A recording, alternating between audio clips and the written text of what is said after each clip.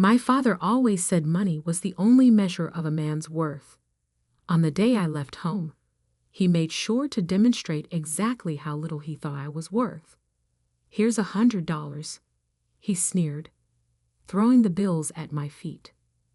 "That's all a failure like you deserves." I was 22, fresh out of college with an engineering degree my parents hadn't bothered to attend the ceremony for. Standing in our expansive living room, my single suitcase packed with everything I owned, I watched the bills flutter to the marble floor like fallen leaves. The Harrison family fortune loomed around us. Crystal chandeliers, antique furniture, priceless art, all of it screaming old money and older pride. For generations, we'd been investment bankers, each son following his father into the prestigious halls of Harrison and Sons Investment Group. Until me. Engineering. My father had spat when I declared my major. Engineers are glorified mechanics. No son of mine will waste his life tinkering with machines. But I saw something they didn't. While they were counting their millions in traditional investments, I recognized that the future belonged to technology. The next great fortunes wouldn't be made in mahogany-paneled investment offices. They'd be built in garages and labs by people who understood how to merge innovation with opportunity. My mother stood by the grand staircase, martini in hand at barely noon. "James, darling, there's still time to fix this. Come back to the firm. Your father can smooth things over with the board." I looked at her, really looked at her, seeing the practiced smile that had never quite reached her eyes. Growing up, I'd watched her measure her worth by the size of her diamond rings, each one larger than the last, as if trying to fill some void that kept expanding. "No, Mother, I'm done trying to be what you want." My father's face turned that dangerous shade of red I'd grown up fearing. "Then get out. You're no longer a Harrison.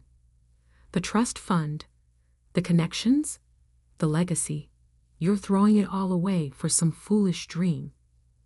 I bent down and picked up the $100. The bills were crisp, new.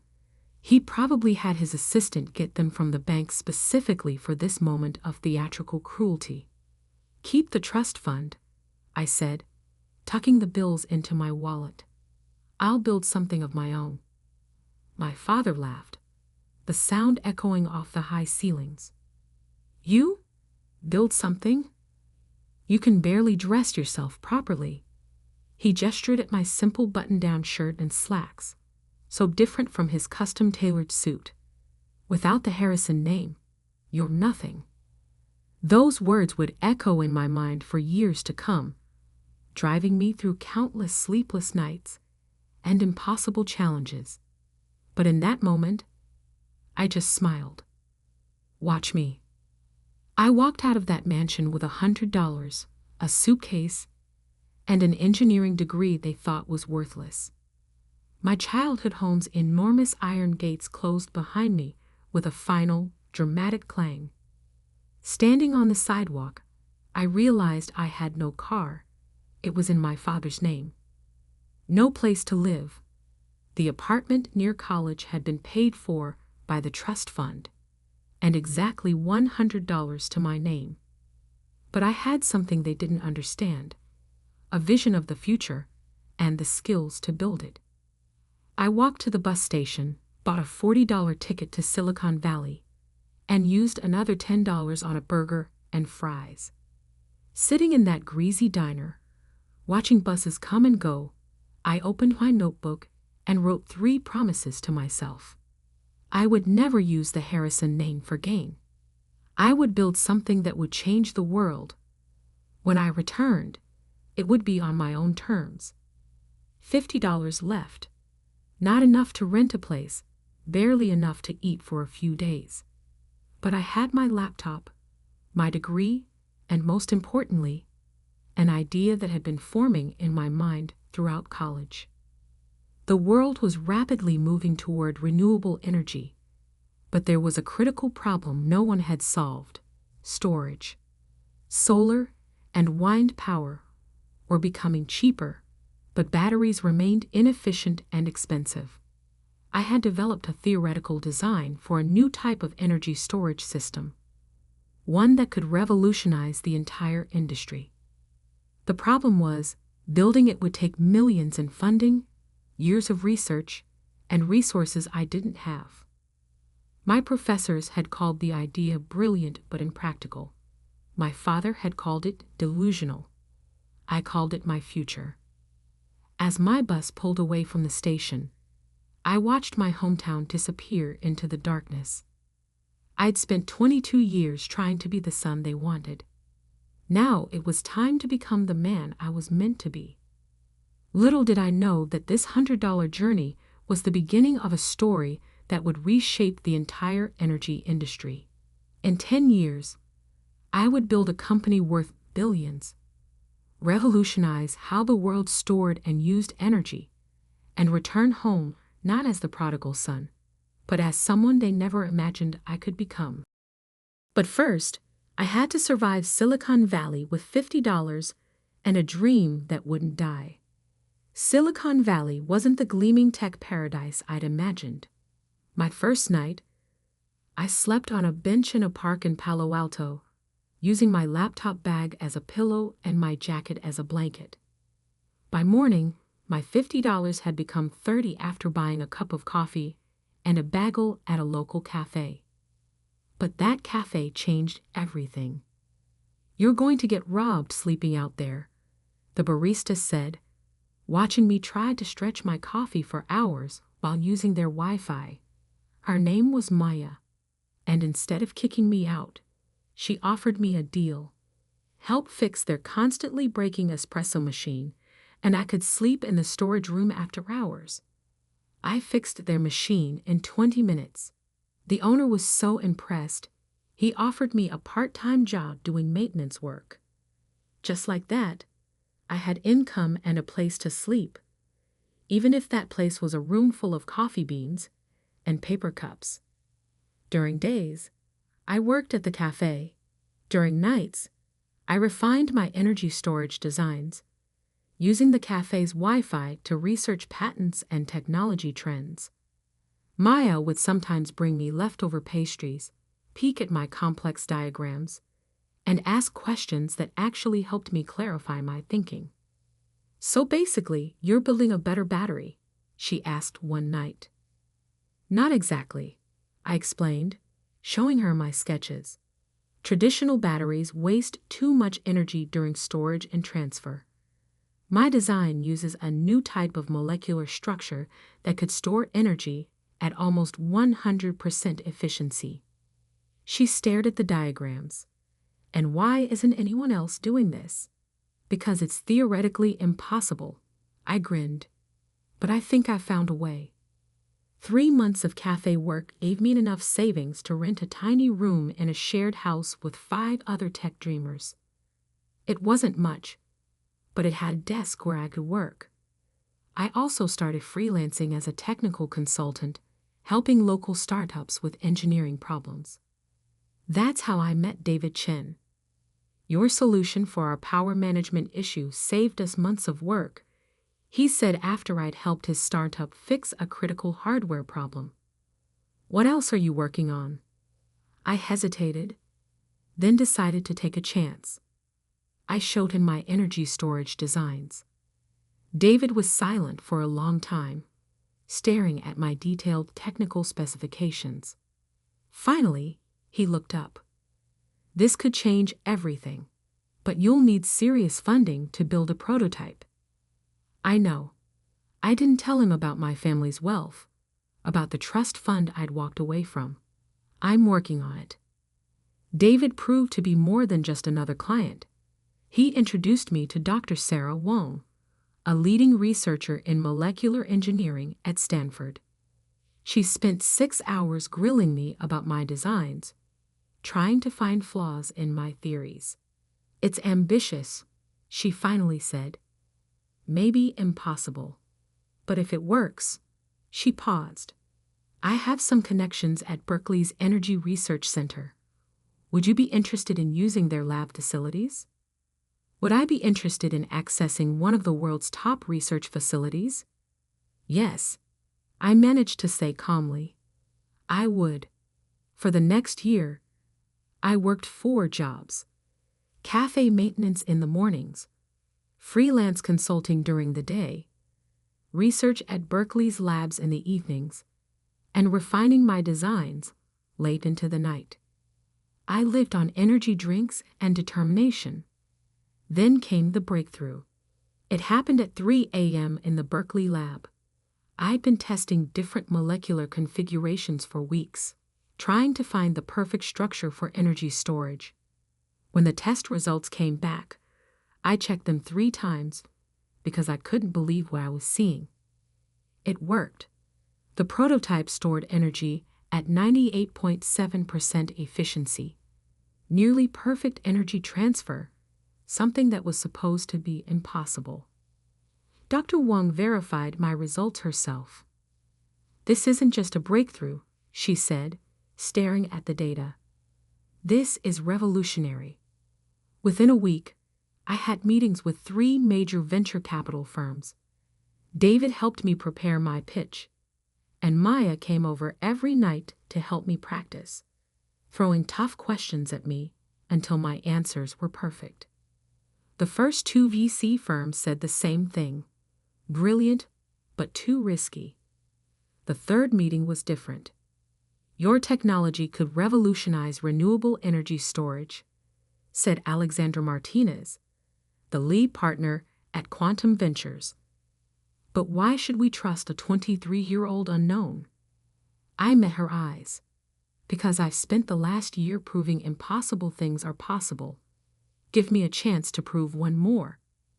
They invested $5 million for a 25% stake in my company, which I named Nova Energy Systems. The name was a private joke, a new star rising from nothing. I moved the research to our own facility, hired a small team of brilliant engineers, and worked harder than ever. We faced countless technical challenges, numerous failures, and moments when it seemed everything would fall apart. But 2 years later, we did it. Our first commercial-scale energy storage system was ready for testing. When the results came in, they exceeded even our highest expectations. Our system could store and deliver energy with 99.1% efficiency, nearly 3 times better than the best existing technology. The energy industry exploded with interest. Solar and wind power suddenly became not just viable, but economically superior to fossil fuels. Every major power company wanted our technology. Nova Energy Systems went public 3 years after that first VC investment. The stock price doubled on the first day. By the end of the week, my stake in the company was worth over $100 million.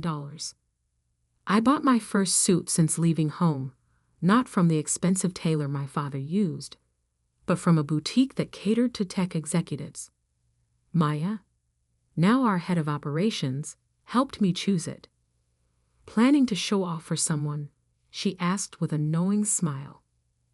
"No," I said, adjusting the perfectly fitted jacket, "but I think it's time to pay a visit home." I hadn't spoken to my family in 5 years. Through business news and social media, I knew Harrison & Sons Investment Group was struggling. Traditional investment banking was dying, disrupted by financial technology and changing markets. They needed to adapt, to invest in new technologies. Exactly what I had tried to tell them years ago. Now they were facing their biggest crisis yet: a hostile takeover attempt by a mysterious tech-focused investment firm. What they didn't know was that the firm, Digital Horizon Capital, was a subsidiary of Nova Energy Systems, my company. I booked a flight home, my $100 million net worth a far cry from the $100 I'd left with. But I wasn't going back to reconcile or to gloat.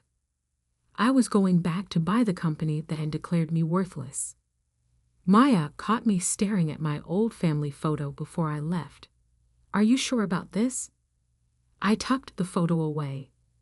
They taught me that money was the only measure of worth. Time to show them exactly what I'm worth. I didn't know then that my return would shake the Harrison family to its core, that my revenge would be both sweeter and more complicated than I'd imagined, or that the $100 lesson they taught me would end up costing them everything. But I was about to find out. The Harrison and Sons Investment Group headquarters hadn't changed. The same imposing limestone building, the same gold lettering, the same air of old money arrogance.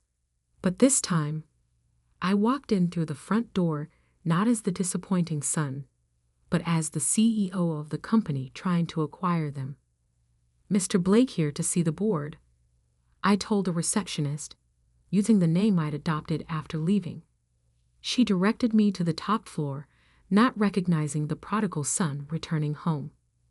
The Harrison boardroom was exactly as I remembered. Dark wood paneling, oil paintings of past chairmen, the family crest carved above the fireplace. I played under that table as a child, listening to my father negotiate deals and destroy competitors. Now I sat at the head of that table, waiting. They filed in one by one, board members, executives, and finally, my father. He'd aged more than 5 years should allow. His once commanding presence diminished by stress and failing fortune. He didn't recognize me at first, his eyes sliding past me as he took his seat. Gentlemen, I began, I'm here representing Digital Horizon Capital regarding our offer to acquire Harrison and Sons. We're not interested in being acquired by some tech upstart, my father snapped, still not really looking at me. Harrison and Sons has stood for 150 years and will collapse within 5 if you don't adapt. I cut in, letting my natural voice replace the carefully neutral tone I'd been using. Isn't that right, Father? The room went deadly silent. My father's face went from red to white as recognition dawned. James? Hello, Father. Miss me? One of the board members, old Mr. Peterson, who'd known me since childhood, actually gasped. Little James Harrison? Actually, it's James Blake now, I corrected him. And I'm here to discuss the future of this company. My father's shock turned to anger. This is some kind of trick. You're working for Digital Horizon? I smiled. No, Father. I own Digital Horizon. It's a subsidiary of Nova Energy Systems. I enjoyed watching their faces as the connection hit them. Yes, that Nova Energy Systems. The company revolutionizing energy storage technology worldwide. Impossible, my father whispered. You left with nothing. No, I said softly. I left with $100. Your last lesson about the value of money. Would you like to know what that lesson bought? I nodded to my assistant, who began distributing folders to each board member. Nova Energy Systems is now worth $4.2 billion. Digital Horizon Capital, which you somehow failed to investigate properly, is our investment arm. Over the past year, we've been quietly buying Harrison and Sons stock through various shells and subsidiaries. I opened my home folder. As of this morning, we own 45% of your shares. We also own the majority of your corporate debt, which, thanks to your recent difficulties, is substantial. The blood drained from my father's face as he realized the full scope of what I'd accomplished. The son he'd thrown away had returned to take everything. The offer is simple, I continued. Harrison and Sons will be absorbed into Digital Horizon. The family name will be retired. The board will be dissolved. I paused, looking directly at my father. And you will step down, effective immediately. "You can't do this," he sputtered. "The family legacy. The family legacy is dying." I cut in sharply. "Your investment strategies are outdated, your technology is ancient, and your arrogance has blinded you to the changing world. I tried to tell you this 5 years ago, but you were too proud to listen." Mr. Peterson cleared his throat. "James, surely we can discuss this. You're still a Harrison." "No," I said firmly. "You all made it very clear that I stopped being a Harrison the day I chose to build something new instead of clinging to something old. I'm not here for reconciliation. I'm here for business." I stood up, straightening my custom-made suit that cost more than that first $100 1,000 times over. "You have 24 hours to accept the offer. If you refuse, Digital Horizon will call in all outstanding loans immediately. Harrison and Sons will not survive the week." My father found his voice again. "You would destroy your own family's company? Everything we built?" "No, Father. You destroyed it with your stubborn refusal to change. I'm offering you a chance to save what's left. The jobs, the clients, the legacy you claim to care about so much. Whether that legacy bears the Harrison name is no longer your choice." I walked to the door, then turned back one last time. "Oh, and Father? Remember when you said money was the only measure of a man's worth?" I smiled coldly. "By your own measure, what am I worth now?" The next 24 hours passed in a blur of legal meetings and press inquiries. News of Nova Energy Systems' takeover bid had leaked, sending Harrison and Sons stock into chaos. My father tried to fight, of course, calling in old favors and trying to rally support. But I had anticipated everything. Every escape route was blocked. Every potential white knight was already aligned with us. Every financial lifeline was closed. The empire he'd spent his life protecting was now in my hands. They signed the papers the next day, in the same room where he'd once thrown $100 at my feet. As the lawyers finalized the details, my father approached me. He looked old, beaten, but there was something else in his eyes. Something that might have been respect, or perhaps just resignation. "You planned this," he said quietly. "All of it." "No, Father. You planned it the moment you decided my dreams weren't worth respecting. I just built something better than you could imagine." He nodded slowly. "And now?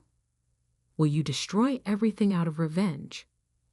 I looked at him for a long moment. "No, I'm going to rebuild it into something that actually matters. Harrison and Sons will become part of a company that's helping to solve the world's energy crisis, not just moving money from one account to another. The fact that it's no longer yours is just poetic justice."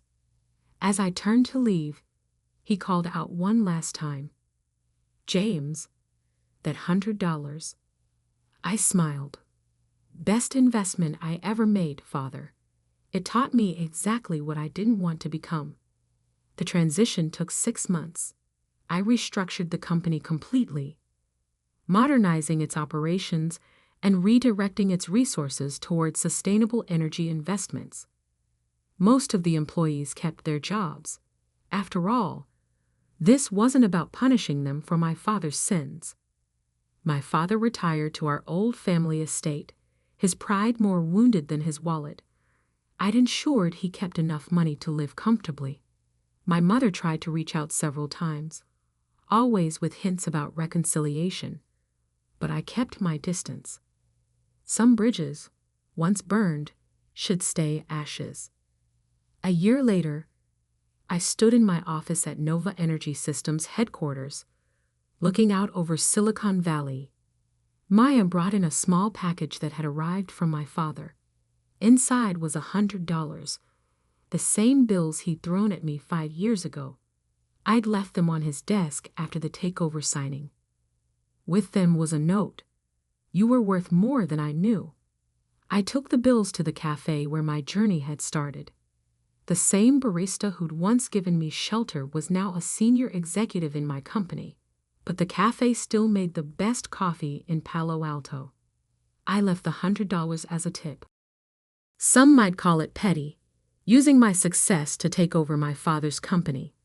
But I didn't do it for revenge. I did it because sometimes the only way to fix a broken legacy is to tear it down and build something better in its place. They say money can't buy happiness. But $100 taught me something more valuable. The true worth of a person isn't in their bank account or their family name. It's in what they choose to build with what they have. I'd built an empire, and I did it not because of the Harrison name, but in spite of it. The $100 I left with bought me something priceless: the freedom to become who I was meant to be. The millions I returned with, they just proved I was right all along. And that's worth more than any family fortune.